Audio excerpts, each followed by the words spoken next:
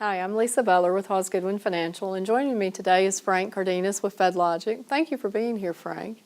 Our number one question from clients is, when should I take my Social Security? And thanks for having me. And that is priority number one, is when do I trigger my Social Security benefits? The first thing that we need to realize is that there is a Social Security timeline. So if you can put yourself in that timeline, it'll be a little bit easier to understand. 62 is considered early retirement. So you can start your benefits as early as age 62. Your full retirement age is around 66, okay? Maybe give or take a few months depending on when you were born.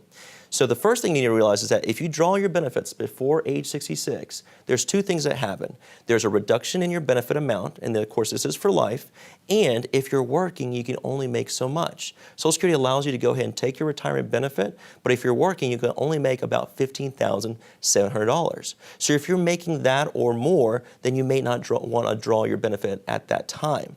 Now, if you are not working or you're working around that amount, then you say, okay, well, what if I wanted to draw at, say, 62 or 63? The way you need to look at that timeline is that at 62, you're going to be receiving about 75% of your full retirement benefit. And it does increase incrementally as you go on, month by month.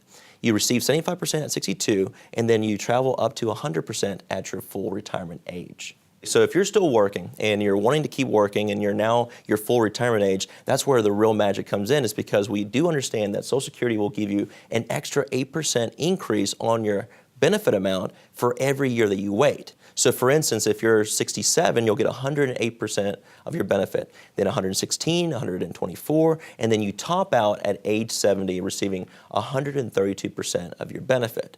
But if you're in that kind of position, in that timeline, you need to look at three different factors, three factors that we developed for anyone to realize when to draw your benefit. The first one being, factor one, financial need. Do I need to draw these benefits today in order to pay for something, whether it's something like living expenses or quality of life? If your answer is no, then you go to factor number two. Factor number two is health and life expectancy. So say, for instance, we're 67 and we're wishing to defer our payments in order to get a higher benefit. Well, if you defer your payments, you're not receiving benefits right now in order to get a higher benefit later. So you have to realize if you wait later, then you also have to recoup the money that we've currently left on the table. So that's where your break-even point happens. So health and life expectancy is very critical.